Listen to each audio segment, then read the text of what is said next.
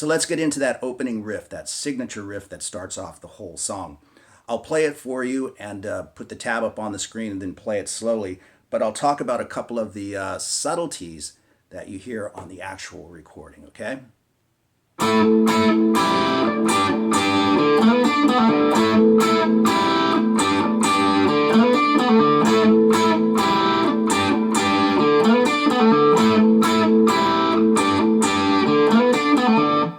Okay, what a great riff, right?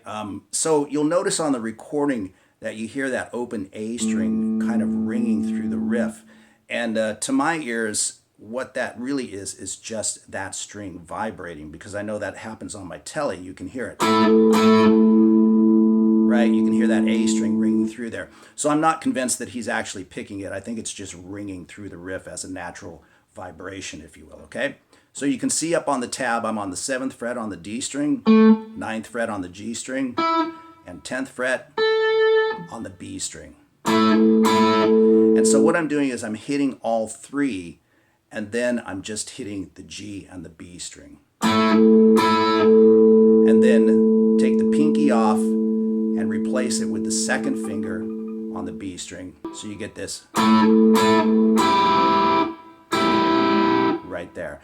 And sometimes it sounds to me on the recording like he's actually bringing the D string into it as well, although it's really hard to tell. Maybe sometimes he is, maybe sometimes he isn't. Either way, it sounds pretty cool. And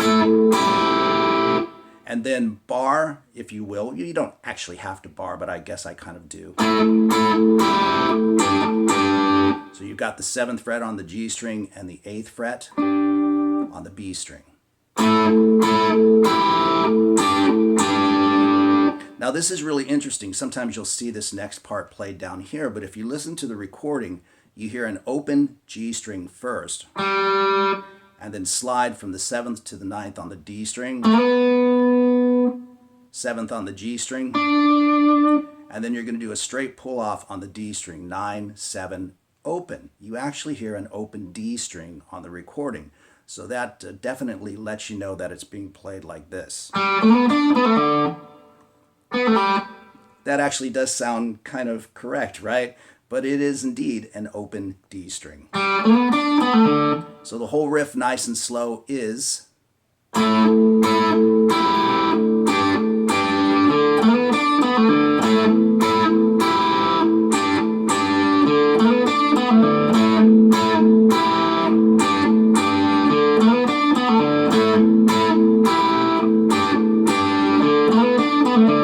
4 times in a row, right? Now on that 4th time on the recording, you actually hear him play this.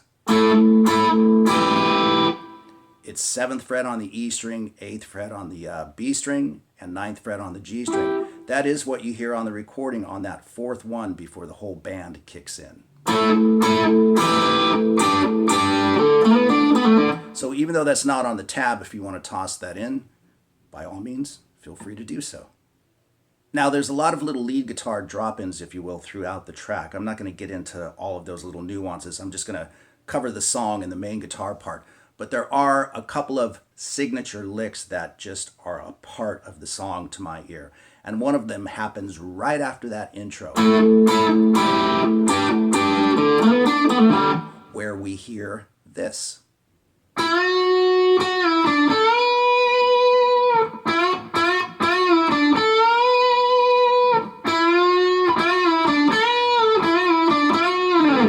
Very cool and very signature. I think we're all used to hearing that when the song kicks in, if you know what I mean.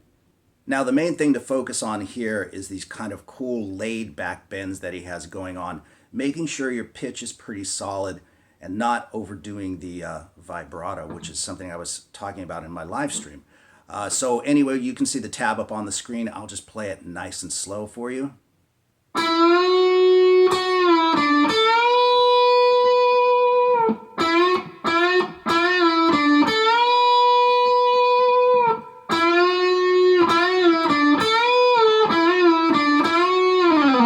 So a couple of things there. You notice that first bend, he holds it and then releases it. But the other ones are not like that. They're actually bent each time.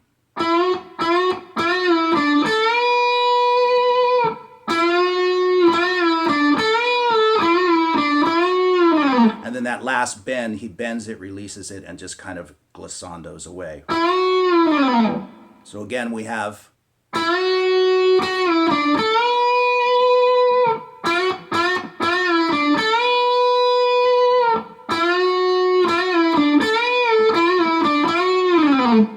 so that's pretty sweet. And then we get into the song, the first verse, so it's back to the rhythm guitar, which really drives the whole tune.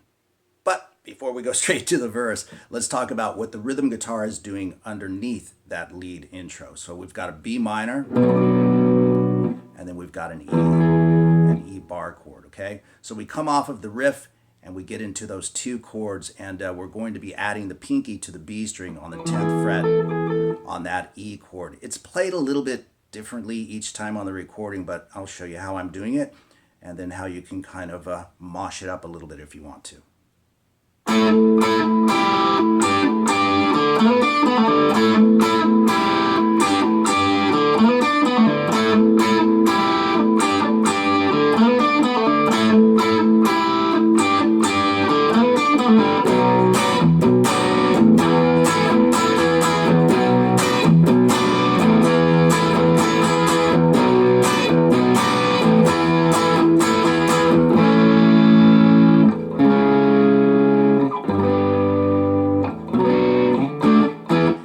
Is the verse right there. Okay, so we've got that B minor, and as I said, we're going to an E, and I'm just kind of messing about with the B string at the 10th fret. You can vary that a lot, and it is varied on the recording, but what I'm playing is, so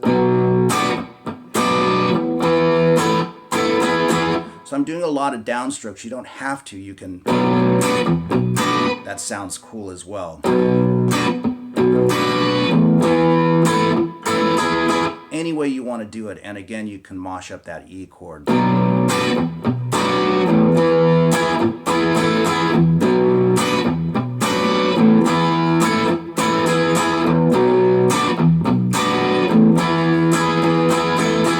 see what I mean? Just kind of mix it up, and like I said, I play a lot of downstrokes. Sometimes I mix it up and do upstrokes as well. Either way, it sounds cool. The main thing is to get into that pocket. So with the alternate strokes, it kind of defines it a little bit more, at least what the feel of the pocket is.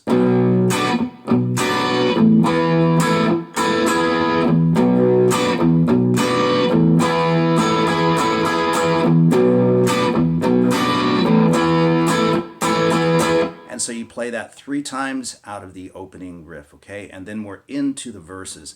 And all you're doing here is playing...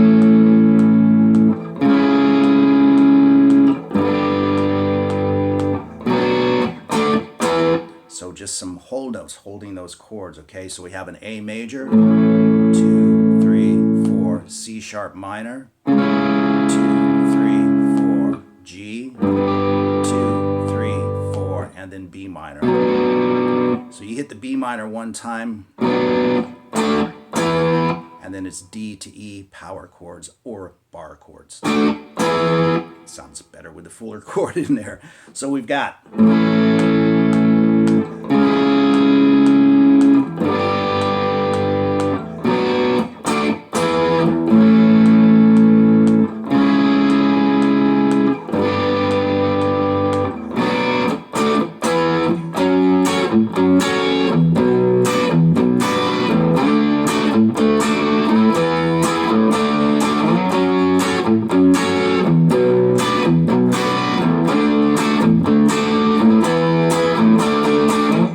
So that's the next section right there, right, coming off of those ringing chords. Now I will talk about the rhythm on this one with a little bit more detail. We've got an F sharp minor. So that's kind of what I'm doing right there, capturing that pocket. Downstroke, kind of focusing on the bassier notes of the chord, right, maybe 2 or 3 string, and then catching the higher strings with the upstrokes. So down, up, down, up. B minor, same approach. Then we go to D, same rhythm again, but you can hear on the recording, it kind of slides into it from C or C sharp, whichever you like. So we've got the D, and then E, So let me play that again, nice and slow.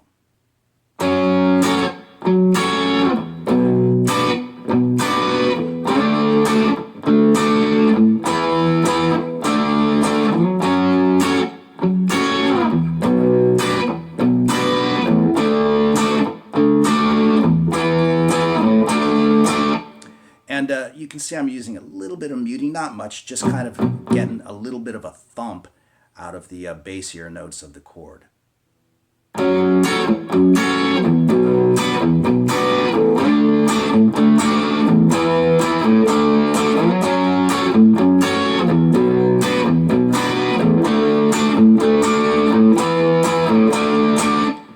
And then we move into the chorus of the song.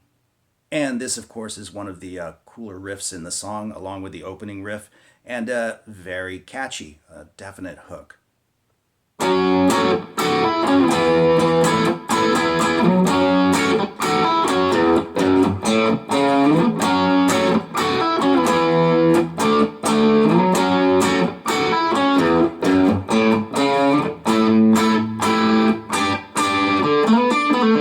Back to the riff. Okay, so I've got this tabbed out for you, but I'm going to take you through it nice and slow. Okay, so we've got the F sharp chord at the 9th fret, bar chord, and we want to play the chord twice. 2 downstrokes will do, and then what we're doing is bar across the G string and the B string at the 9th fret, and then place your 2nd finger on the B string on the 10th fret and your ring finger on the 11th fret on the G string, and we're going to play just those 2 strings and pull off.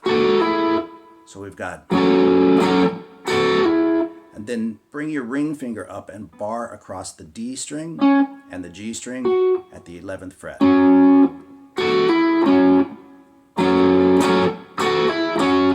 Pretty sweet. And we move into an E bar chord, and again, playing around with the pinky here on this particular chord, and it varies a lot on the recording. Sometimes it sounds like it's not even there. I'm not sure, I'd have to go back and check. But anyway, that's what I like to play, and again, you can vary that if you'd like.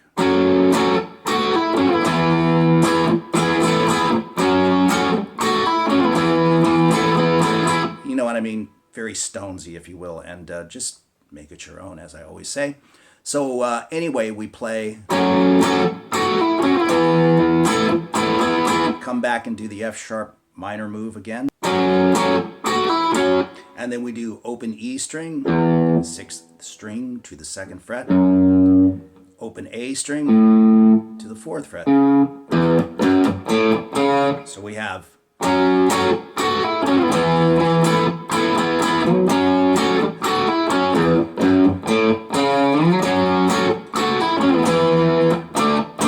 So on that 3rd one, he really locks in with what's happening on the vocal. Moves down to D and just locks in, like I said, with what the vocal is.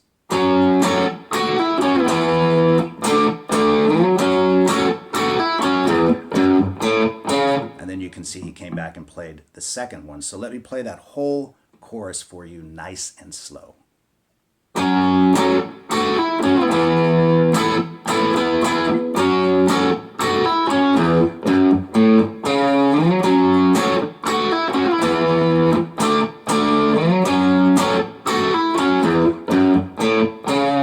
And then it's back to the main riff.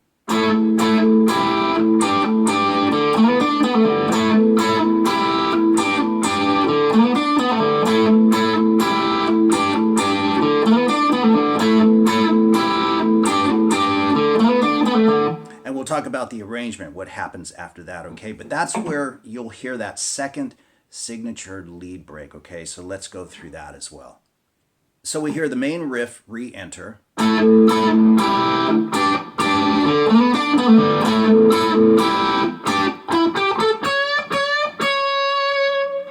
That's pretty sweet. And then, so I trust you can listen to the recording to know exactly where they come in. But let me play them for you nice and slow with the tab on the screen.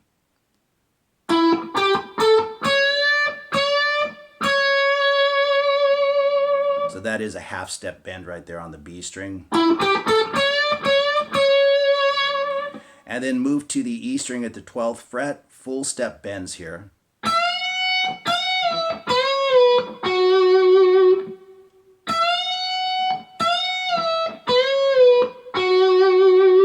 And there's some nice space between those two on the original recording. So let's just finish off the arrangement because that's the tune, okay? Now, after that second lead break, the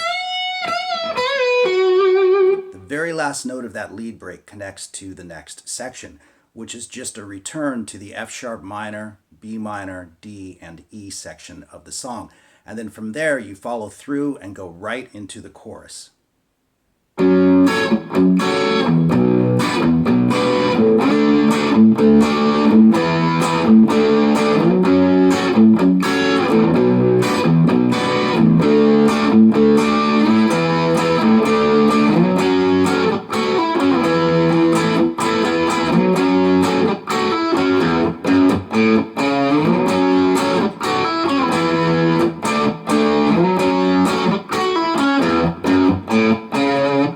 Now we connect with the bridge of the song, which is not anything new except for the second guitar part on top of it. So what you really want to do is back off the volume quite a bit, and we're playing smaller versions of those same chords: A, C sharp minor, G, B minor, and then we'll toss an E at the end.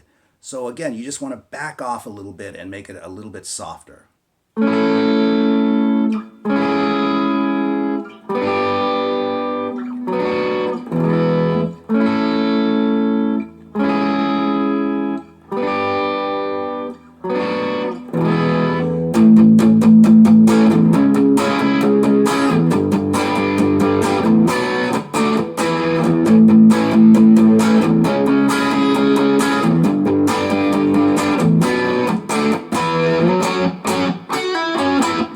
Back to the chorus again, okay? So you can see, once again, really backing it off a little bit, just to clean it up a little bit. So we have A, C sharp minor, G, B minor, and a full E chord, and you'll do that twice, and then just start hitting it harder or reach down and turn up the volume, whatever you want to do, but return to the full bar chords and just start driving it with downstrokes and a little bit of muting.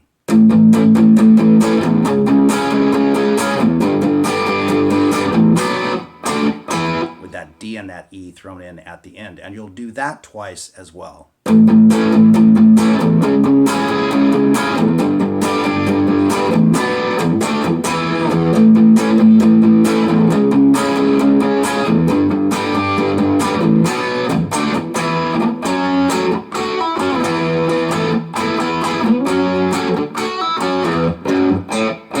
Right back into the chorus, okay? But there's a second guitar part over the top of that that I want to discuss. So while the first guitar is gently playing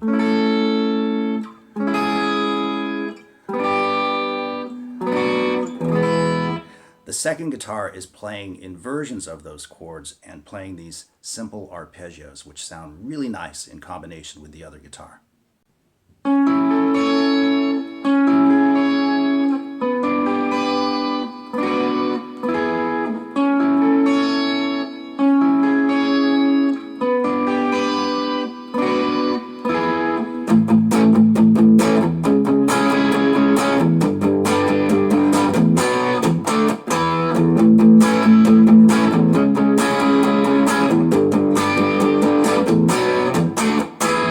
So I just thought I'd include that for fun because that's kind of cool if you're playing with someone else or if you just want to toss them in yourself.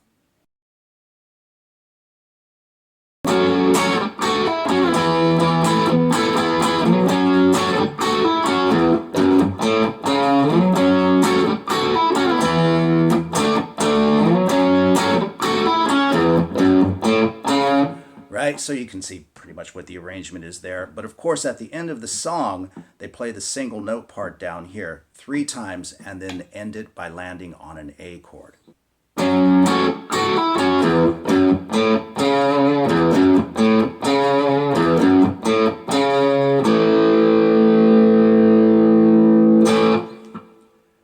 So there you go with No More Mr. Nice Guy from the incredible Billion Dollar Babies album, possibly my favorite Alice album, at least in the top 2 or 3.